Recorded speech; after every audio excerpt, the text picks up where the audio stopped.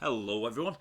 On today's episode, I thought we'd do a end of the year review on Pop Culture Pedestal, talking about where the channel began, its progression, and where I plan to take it in the future.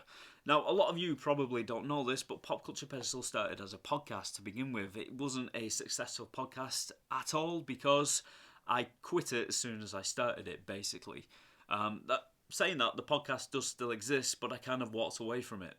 Recently, I have gone back to it, but we'll get into that in a moment. Initially, I released 4 episodes to the podcast talking about the Ninja Turtles, the history of the Ninja Turtles. And then I decided that maybe a podcast wasn't the best way to go at first. And I did a U-turn and I came to YouTube. And I uploaded those audio episodes to YouTube with images and videos and turned them into videos, my first ever content for the channel. So I'm not actually in those videos, but my voice is. And that is how I kickstarted the channel. I got the channel up and running with those initial episodes that I put a lot of work into. And it took me ages to script those episodes. And then I kind of walked away from the channel for 8 months because something inside me told me I was doing it wrong to begin with. Because if I'm going to make the channel successful, if I'm going to get subscribers, I need to come up with some kind of content that I can churn out a lot quicker.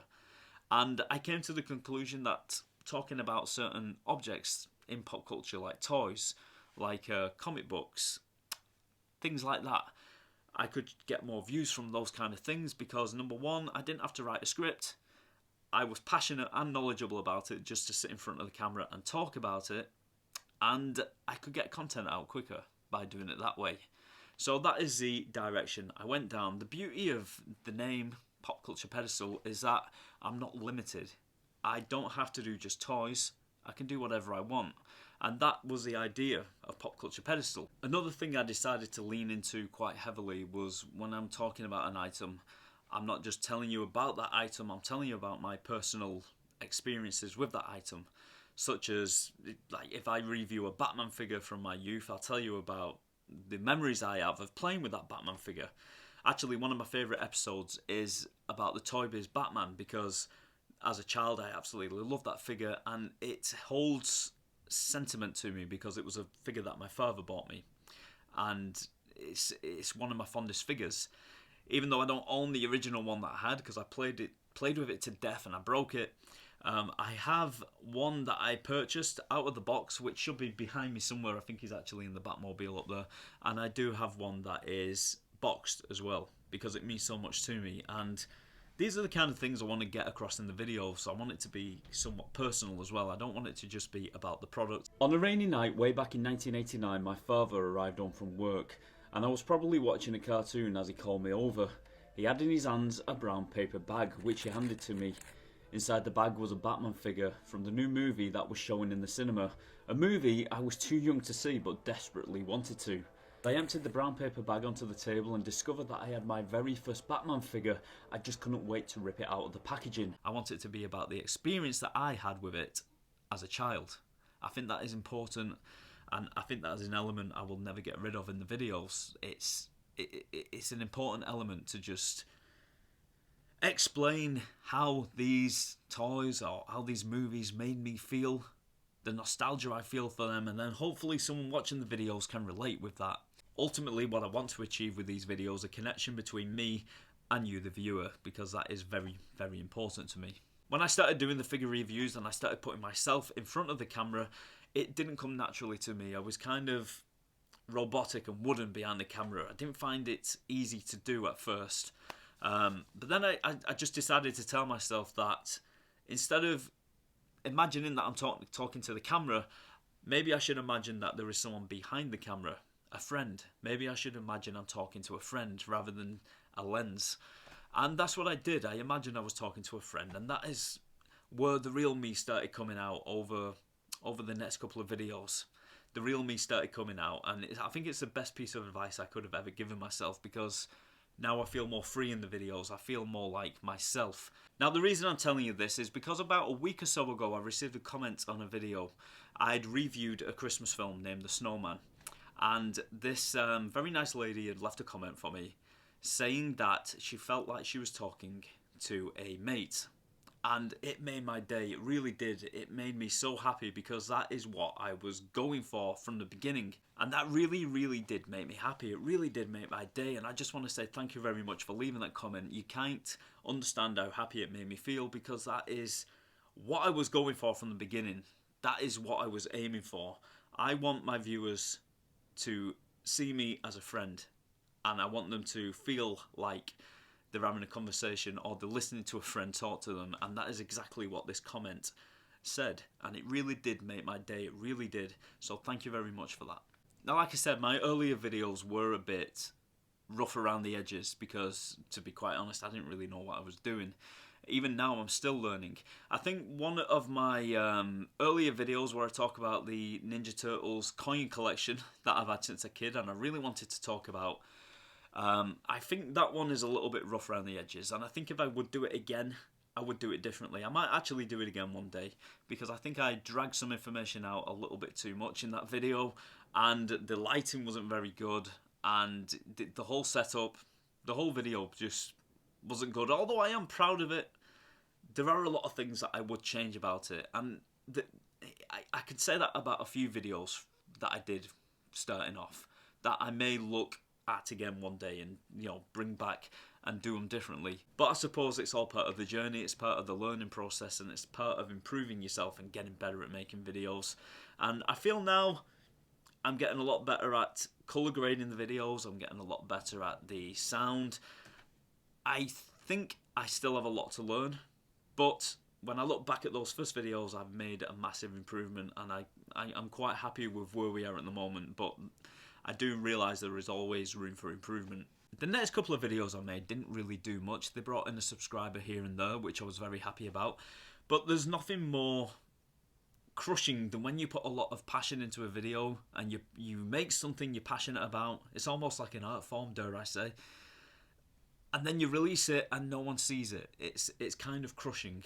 Then I released a Christmas episode last year where I talked about different interpretations of A Christmas Carol in movie format, my favourite interpretations. And in this video I decided to up my production a little bit, build a story around the episode, and actually play a character in the video. In this video I played the character The Ghost of Christmas Past, and I was interacting with myself, so I kind of had not a split screen but different shots where I would shoot myself separately as a ghost, and then I'd make it so it looked like I was talking to myself. And I'm really proud of this video, and I can't act. I can't act to save my life. So I knew not to take it serious. I knew to poke a bit of fun at myself. And I really was impressed with the outcome. So I couldn't have been happier when this video took off and it got 10,000 views. Now this, like I said, this isn't big in terms of YouTube, but for me and for my small channel, it was big. And I was over the moon with it, and it brought me in you know, a nice amount of subscribers to the channel. It really did do me good for the channel and do me good like as a creator as well. And to this day, even though there are things I would change about that video now, I'm happy about it, and it's one of my fondest videos on the whole channel. On my list is a 1951 clip.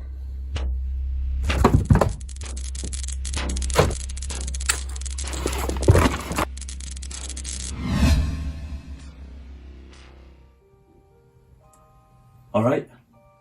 And then as we went into the new year, which is at the beginning of this year, I jumped back into the figure reviews. I really wanted to get into movie reviews and cartoon reviews and things like that, but I thought to myself, it's not quite the time yet. I need to keep trying to bring in subscribers, so I need to churn out content that I'm obviously knowledgeable about and I'm passionate about, and I don't need to plan a script and I don't need to write it out and spend ages doing that.